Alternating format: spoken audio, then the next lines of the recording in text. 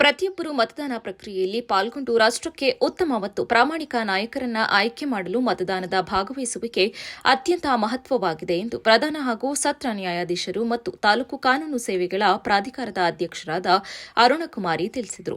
18 ವರ್ಷ ಪೂರ್ಣಗೊಂಡ ಪ್ರತಿಯೊಬ್ಬ ಭಾರತೀಯ ನಾಗರಿಕರು ತಮ್ಮ ಮತದಾನದ ಹಕ್ಕನ್ನು ಕಡ್ಡಾಯವಾಗಿ ಚಲಾಯಿಸಬೇಕು ಎಂದರು.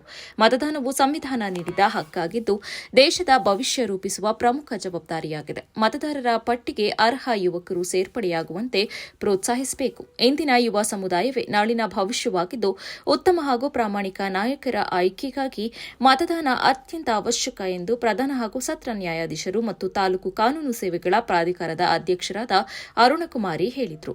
ಫೀ ಕಟ್ಟಬೇಕಾಗುತ್ತೆ, ನ್ಯಾಯಾಂಗ ಶುಲ್ಕ ಕಟ್ಟಬೇಕಾಗುತ್ತೆ. ಬಟ್ ಈ ಫ್ರೀ ಲೀಗಲ್ ಏಡಲ್ಲಿ ನಾವೇ ಉಚಿತವಾಗಿ ಲಾಯರ್ನ ಕೊಡ್ತೇವೆ. ಅವರು ಉಚಿತವಾಗಿ ಕಾನೂನು ಸೇವೆಯನ್ನು ಒದಗಿಸಿಕೊಡ್ತಾರೆ. ಅವರಿಗೆ ಗೌರ್ಮೆಂಟಿಂದ ರೆಮ್ಯುನರೇಷನ್ ಕೊಡ್ತೇವೆ. ಯಾರ್ಯಾರಿಗೆ ಉಚಿತ ಕಾನೂನು ಸೇವೆಯನ್ನು ಒದಗಿಸಲಾಗುತ್ತೆ ಅಂದರೆ the person whose annual income is below ₹3 lakhs, ಯಾರ್ದು ವಾರ್ಷಿಕ ಆದಾಯ 3 ಲಕ್ಷಕ್ಕಿಂತ ಕಡಿಮೆ ಇರುತ್ತೋ ಅಂಥವರಿಗೆ ಉಚಿತ ಕಾನೂನು ಸೇವೆಯನ್ನು ಒದಗಿಸಲಾಗುತ್ತೆ.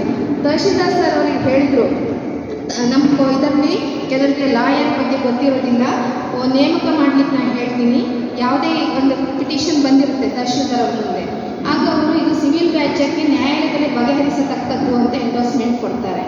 ಆಗ ಪಾರ್ಟಿ ಕಾರ್ಯಕ್ರಮದಲ್ಲಿ ನ್ಯಾಯಾಧೀಶರಾದ ಶ್ರೀಮತಿ ಅರುಣಕುಮಾರಿ, ತಹಸೀಲ್ದಾರ್ ಜಿಎಸ್ ಶಂಕರಪ್ಪ, ಶಿರಸ್ತೆದಾರ ಅನಿಲ್ ಕುಮಾರ್, ಚುನಾವಣಾ ಶಾಖೆಯ ಪ್ರಥಮ ದರ್ಜೆ ಸಹಾಯಕ ಅಧಿಕಾರಿಗಳಾದ ಶ್ರೀಮತಿ ಜಯಲಕ್ಷ್ಮಿ, ತಾಲೂಕು ವಕೀಲರ ಸಂಘದ ಜಂಟಿ ಕಾರ್ಯದರ್ಶಿಗಳಾದ ಚೇತನ್, ಶಿಕ್ಷಕರಾದ ಬೈರೇಶ್ ಸೇರಿದಂತೆ ವಿವಿಧ ಇಲಾಖೆಗಳ ಅಧಿಕಾರಿಗಳು ಹಾಜರಿದ್ದರು.